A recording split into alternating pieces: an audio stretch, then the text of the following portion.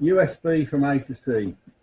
Now, I didn't really pay much attention to USB things. I just used to go around with a big, one of these bags, you know, carry around all these wires so I could connect things when I needed to. And then over time, I managed to get them smaller and fit them into a smaller bag.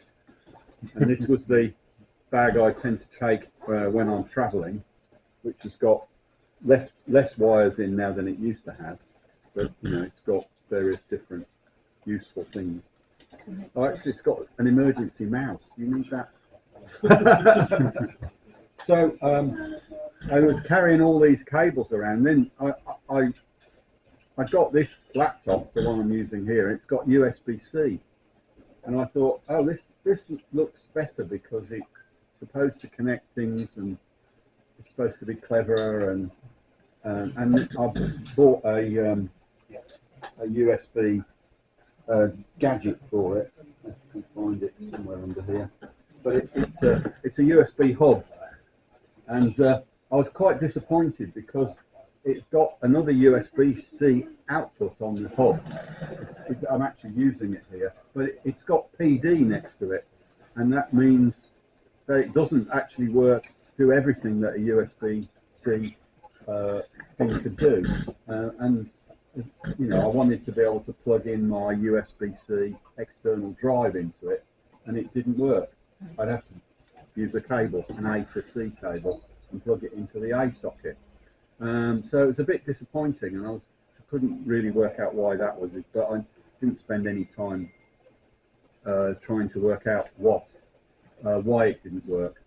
But then things started to get more complicated. Now, if you remember, last year I talked about my new PC, and it had a whole stack of new rear panel connectors. So my old PC had a few rear panel connectors, and one of the A ports on the back was connected to a 10-way hub, so I could plug things in easily on the desk. The new one had way more things to connect. But once I started investigating these way more things, I noticed that it got USB, although they're mostly USB-A ports, it's got a couple of USB-C ports. In fact, there's one on the front of it as well, so there's 3 USB-C ports on the new PC. And I was trying to work out what cables I should get. And once I started looking at the cables, I realized that I'd completely misunderstood what things were involved. Because my old PC, you'll see, it does have USB 3.1 Gen 1 port on there. So what I hadn't realized was that I shouldn't be using cables with white connectors on those ports, which is what I was doing. So they weren't being used to their full advantage.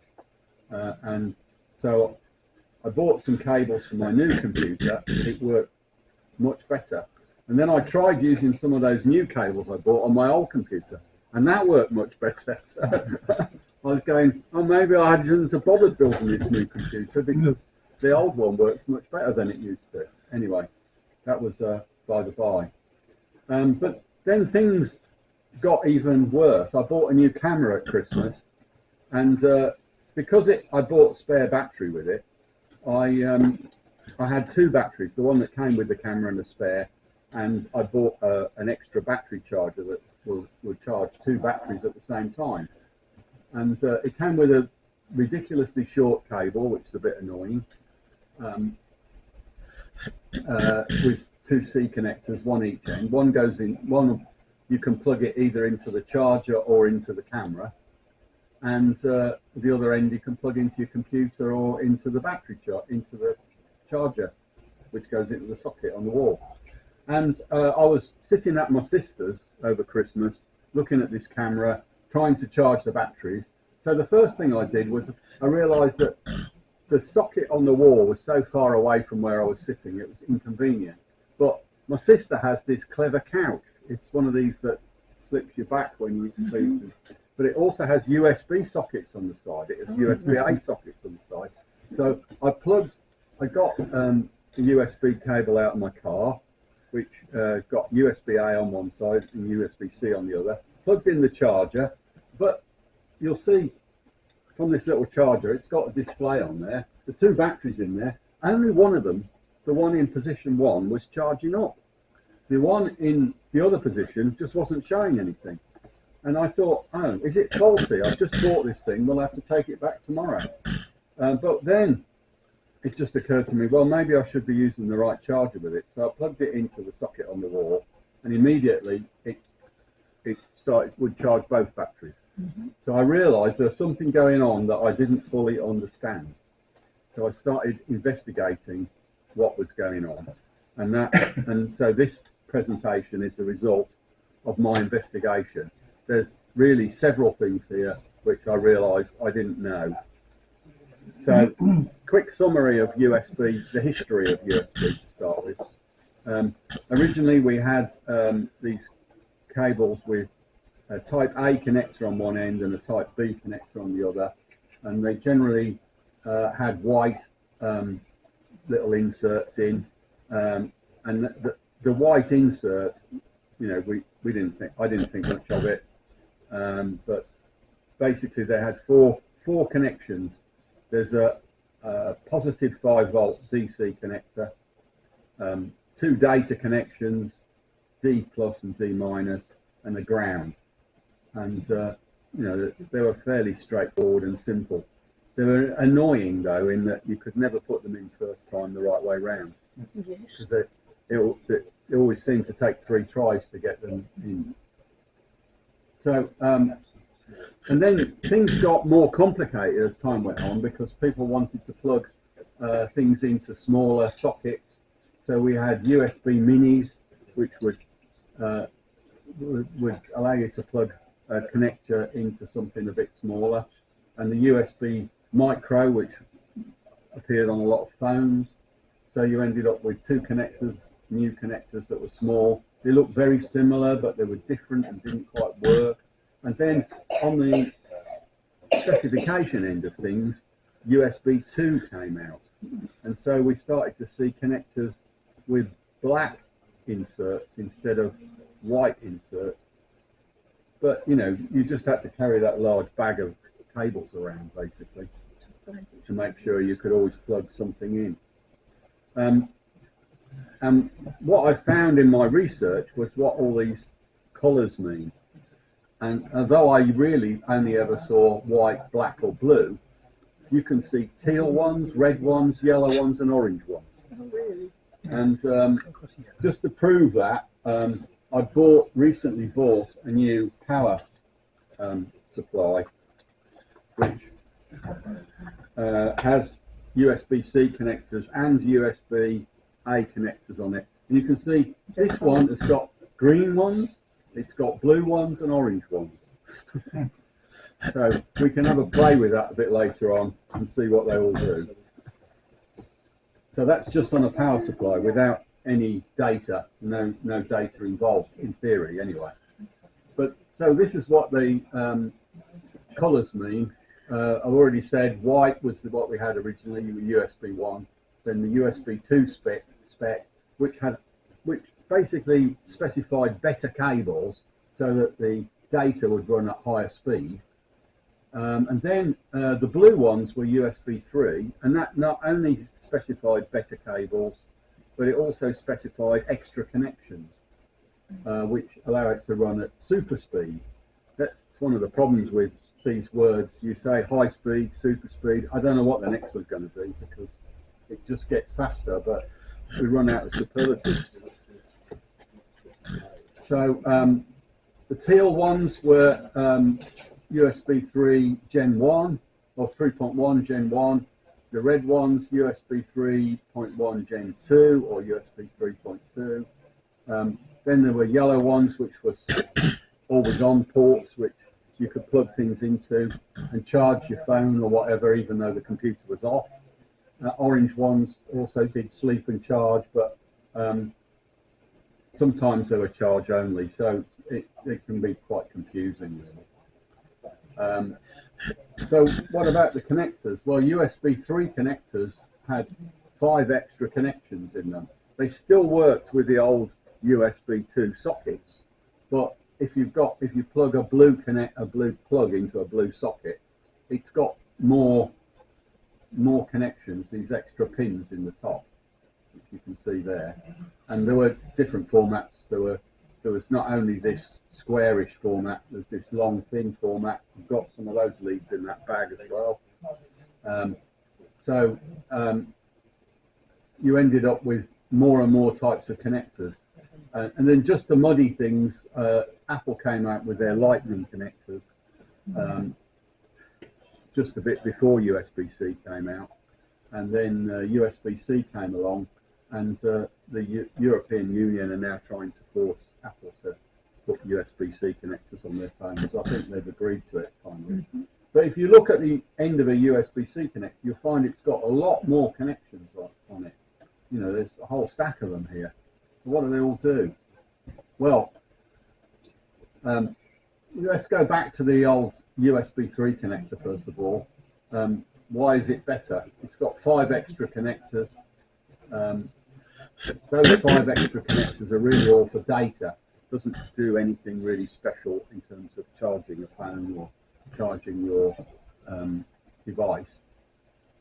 It's still got 5 volts of power, but it's got super speed receivers. It's got 2 super speed receiver connections and 2 super speed transmitter connections. So basically, one pair of wires is used for one direction, and another pair of wires is used for the other direction.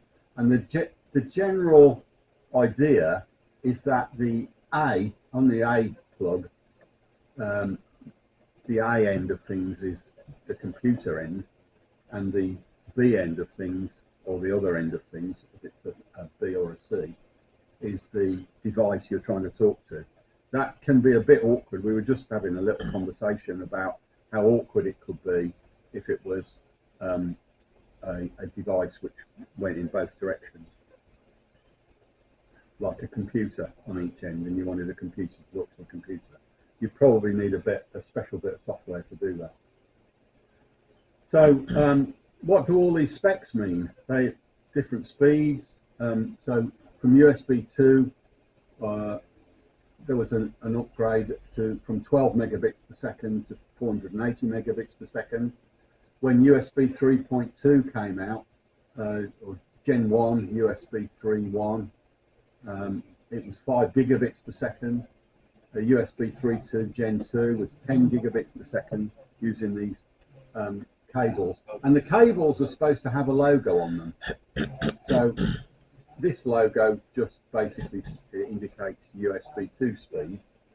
So if you look at a box of something you bought, you might find one of those logos on it. You should find it on the cable, but very often there is no sign of any kind of cable or whatever. I bought a few different cables recently. I just went around the shops and tried to find the cheapest ones I could find and find out what's on them. So here, for example, Poundland, for £3 in Poundland, is a USB-C cable. It looks amazing. It's got silver connectors on, but if you look at the logo, it's only got the USB 2 speed logo on.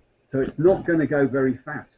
It might charge your phone all right, but it's not going to be a very speedy connection. Here's another one. This one was from Aldi. It doesn't actually have any kind of speed logo on, so we don't know how fast that's going to go.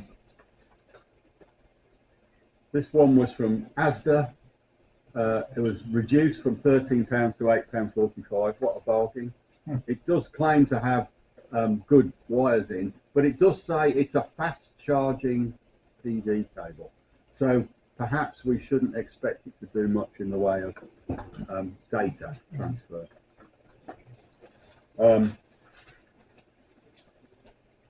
This one was from Primark, only £2. I have no idea what that's like. Doesn't really have anything in the way of specs written on it. No sign of anything on the connectors to what speed it will do. another one from Asda. Can't remember how much that was, but this one is actually, oh yeah, it was cheap because it's a USB A to C connector, so it won't ever do anything other than what you can get out of an A port.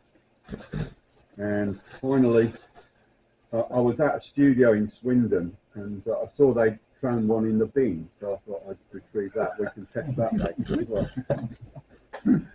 Kevin, are you going to take all this rubbish back when you prove it doesn't work? Yes. We don't have to approve the purchase, do we? So, and then actually, I found this one in one of the boxes behind the bar here. This is an Apple cable.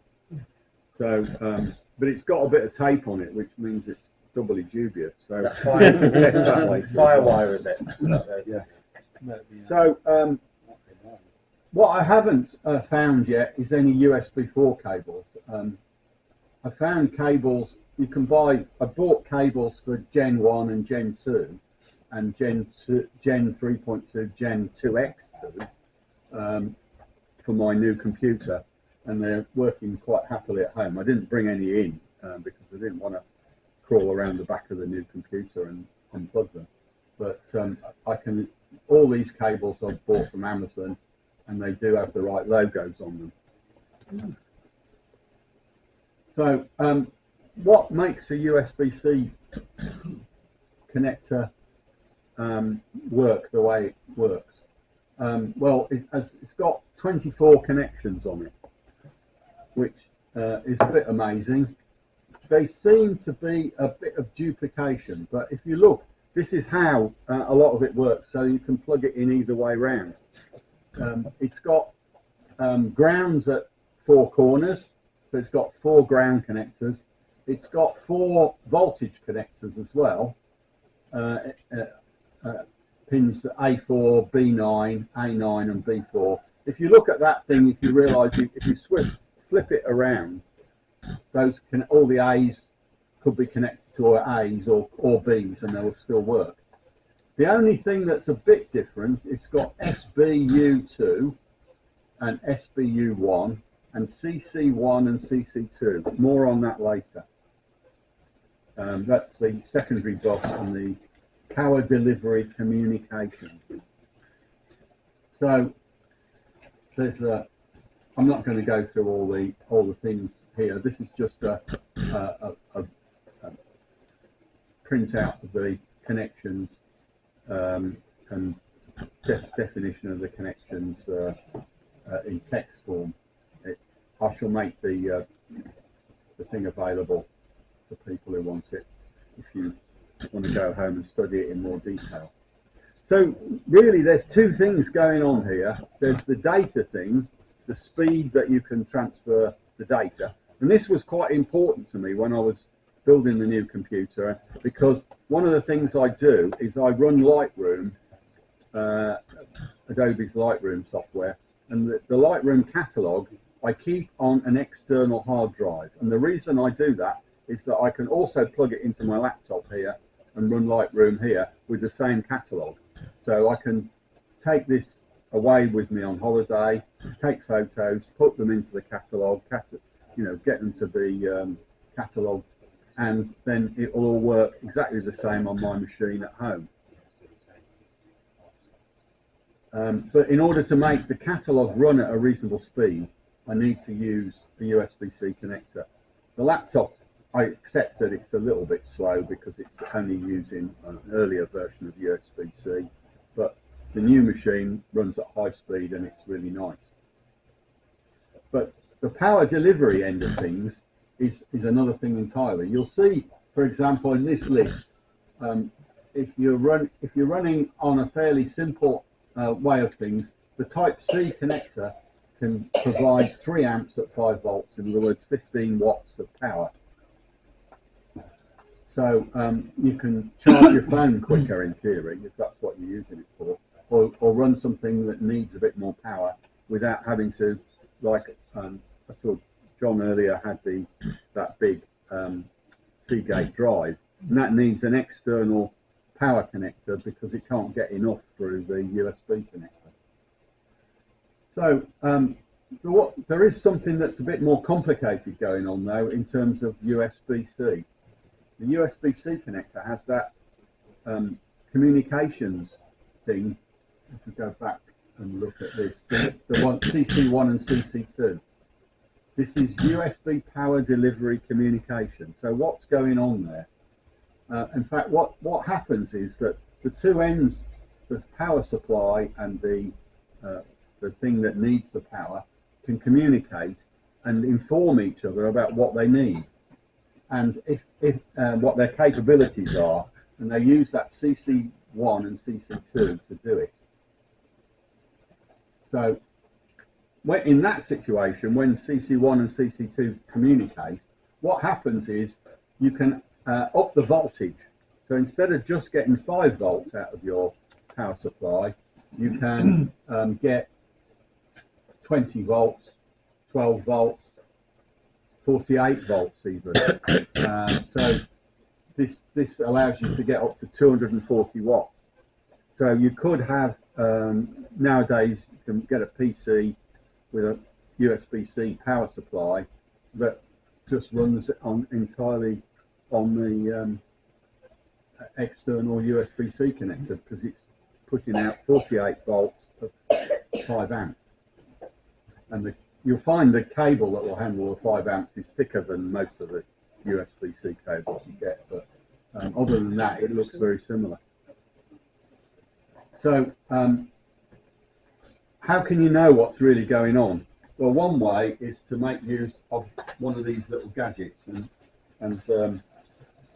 that measures the voltage. So I've got one here somewhere in this bag. This little gadget.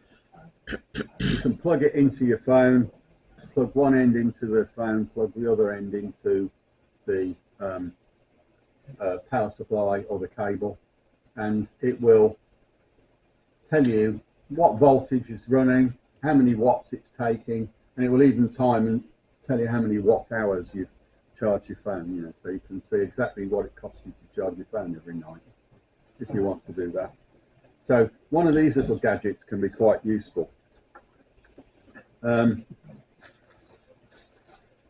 It will tell you what's going on, and then you'll realize, for example, on my phone, one thing my phone can do is it can decide, the software in the phone, the latest version of Android, it will decide if I set an alarm in the morning and I'm not going to get up till 8 o'clock, it can time the charging so it doesn't charge, it knows it doesn't need to charge the battery really quickly.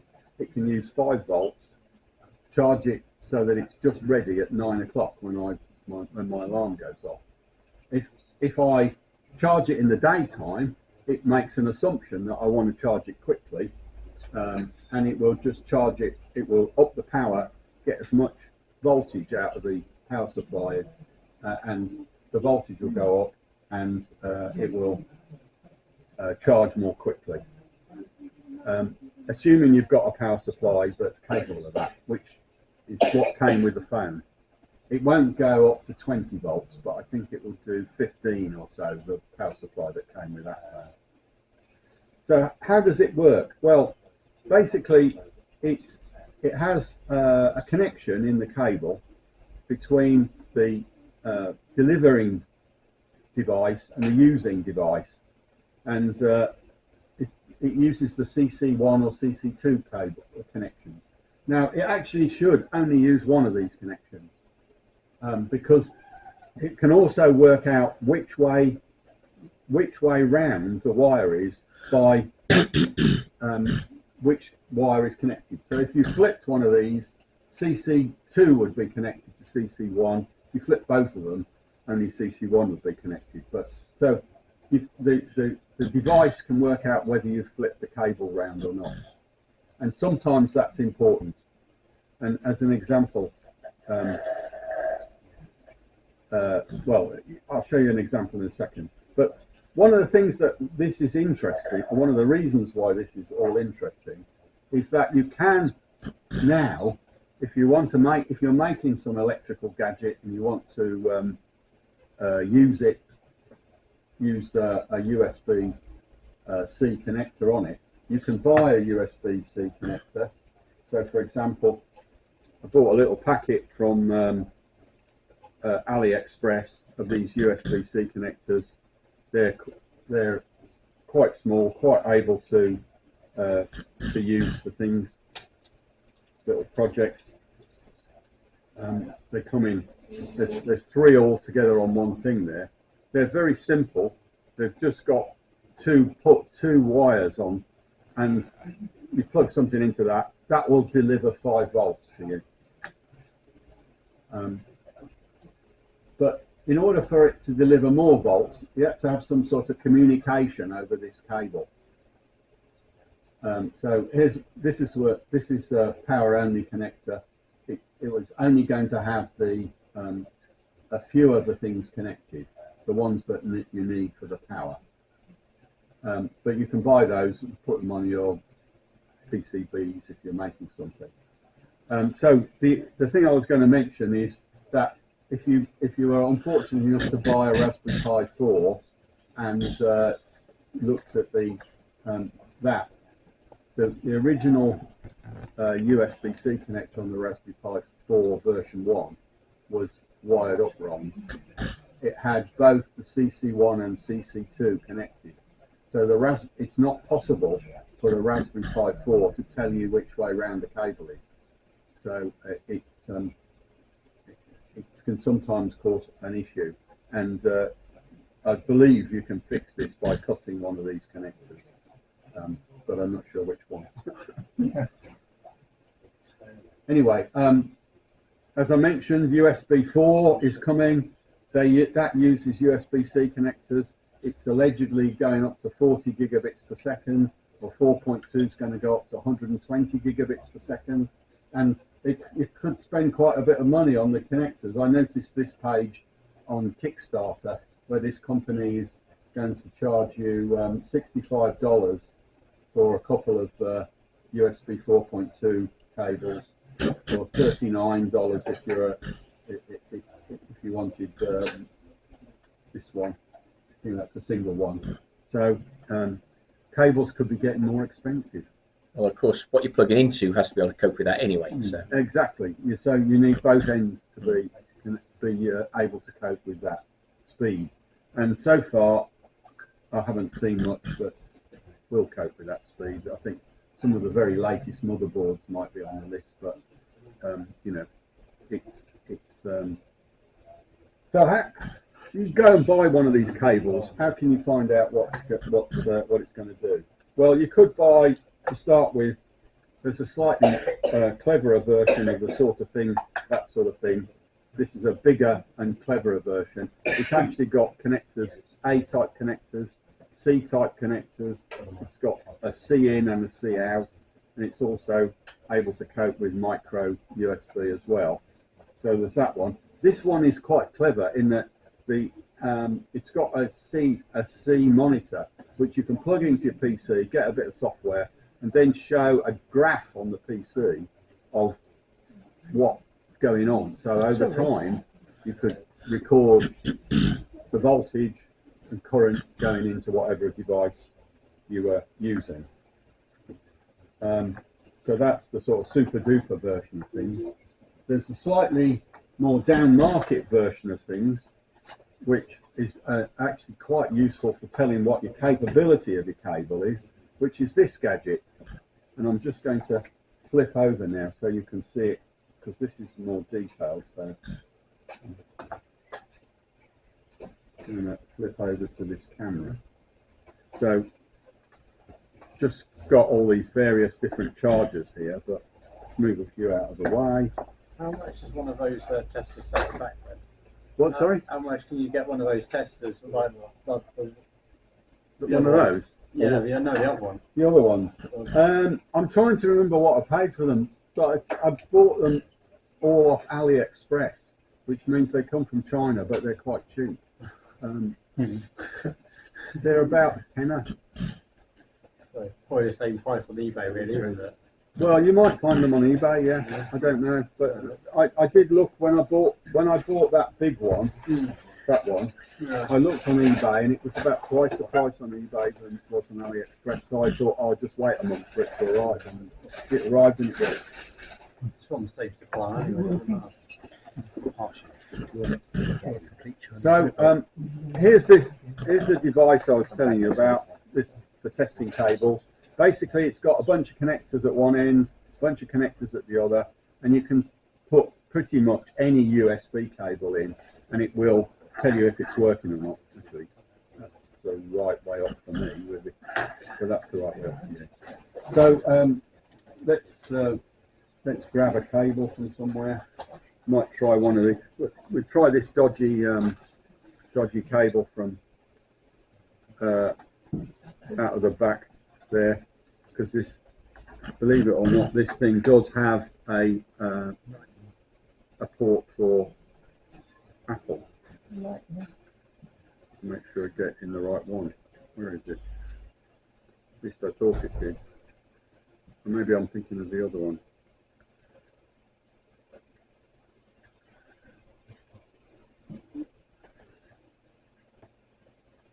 Is that the Apple port?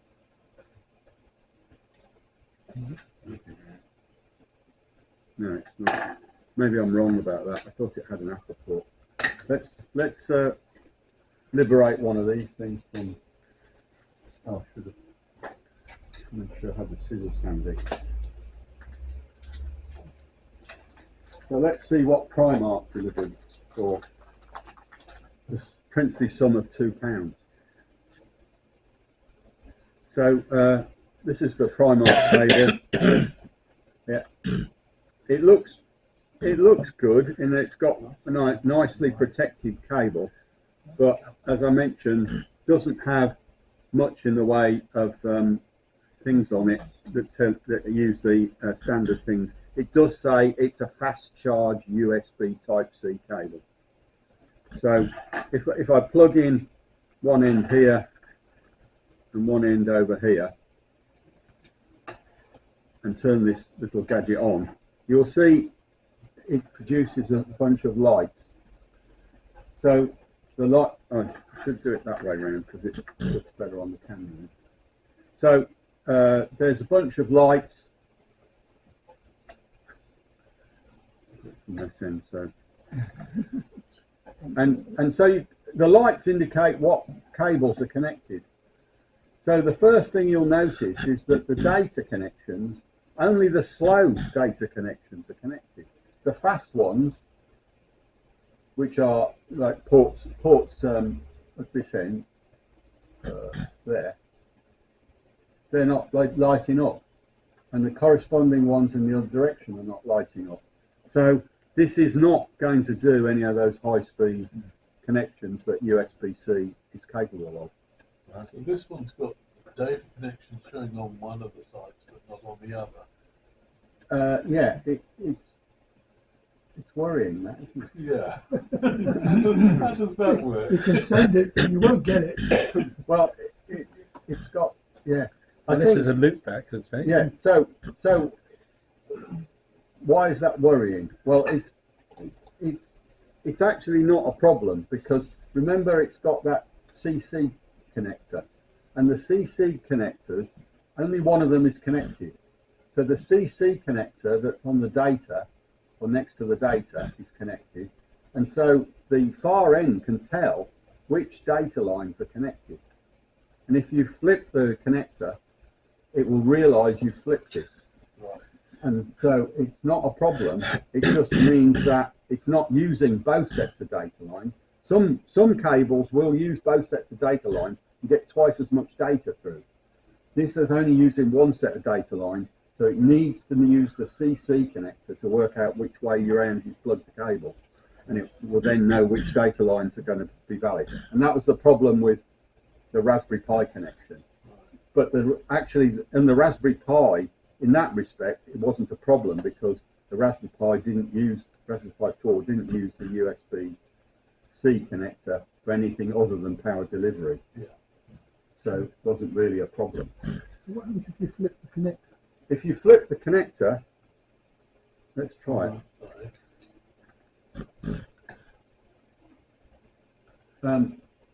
Same as before. It doesn't show anything any different No, that's interesting.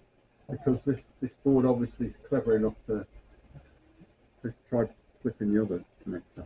Because one of the challenges I've had with USBs. So now because it's all those lights are relating to the one end. Mm. So it shows you that the other lot's connected now. Yeah. I mean, one of the things I find with the cheap cables is when they flex too much, obviously they lose functionality, whether it's the data capability and just still got power or everything put together. Yeah, that's a good point. Yeah, Good point. yeah. What's the board called? This board is called Nigel. a USB cable checker. Oh, Again, I bought this off AliExpress. Is it just doing a continuity test, or is it doing anything clever? It's not really doing anything clever. It's just doing continuity on every one of those Connections, yeah. connections. I think the thing that is clever about it is because it will handle all these different types of connectors, not just USB-C. You can check a USB A to C cable. You can check a USB A to A cable. You know, it's got a comprehensive range of connections, so it's quite useful in terms of that. And it's a relatively simple thing. It just runs off a little cell here. You can turn it on. Off. You have to remember to turn it off, otherwise it's wasting its power all the time. once the cable comes out of the box or packaging, how do you know how good it is? Well, that's the problem. Even if you've got one with the right labeling on it, you might not know. So what I've done on my computer at home is I've used one of these labelers, and I put a label on every cable saying what it was for, because otherwise I wouldn't know.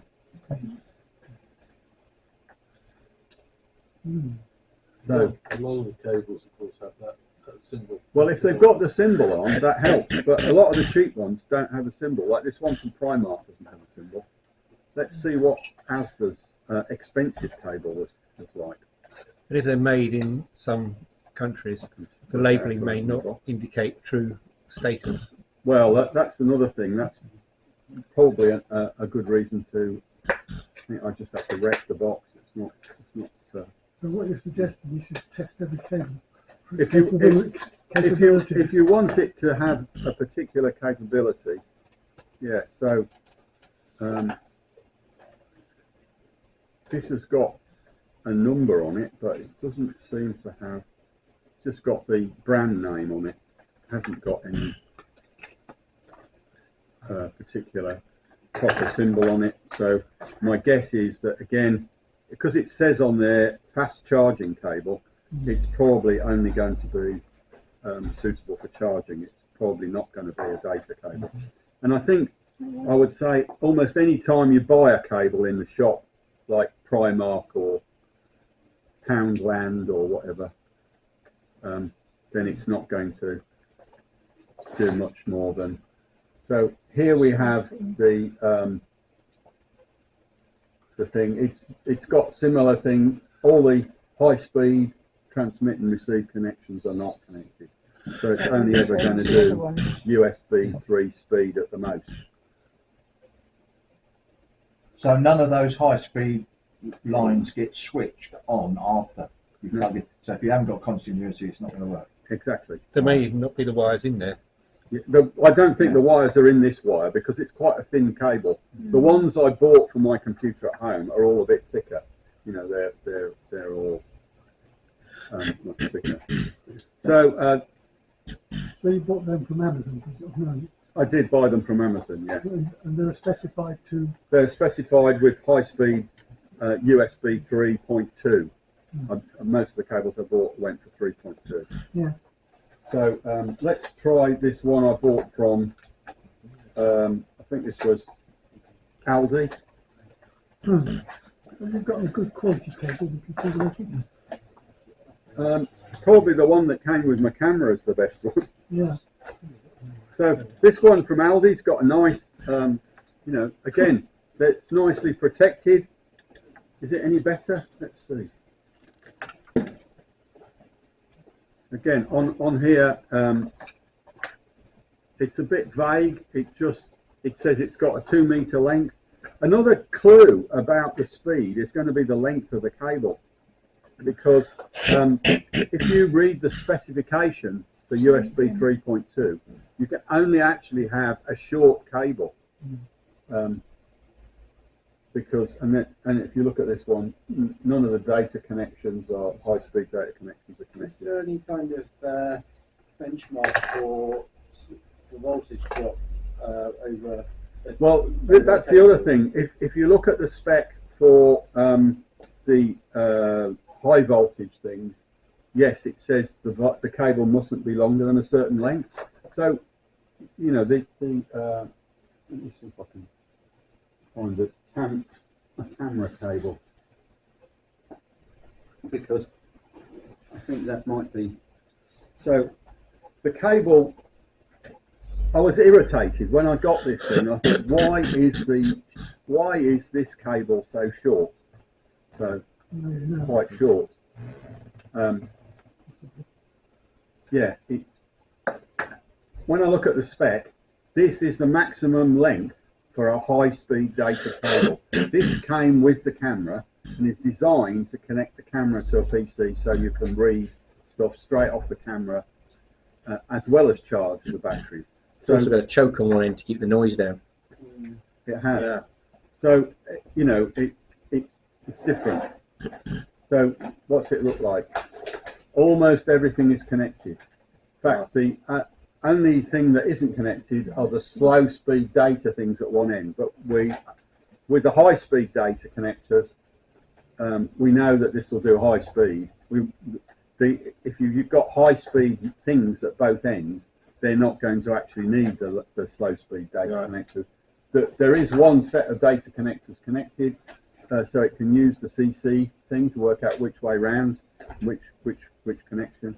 So if I flip one end, flip the wrong end. Right. So yeah, so it can work out, you know, which ones are connected and which ones aren't. So that is a good cable, but disadvantage is it's short. You know, so one of the things to bear in mind is if you need longer cables, it's difficult to get a longer cable that works at really high speed.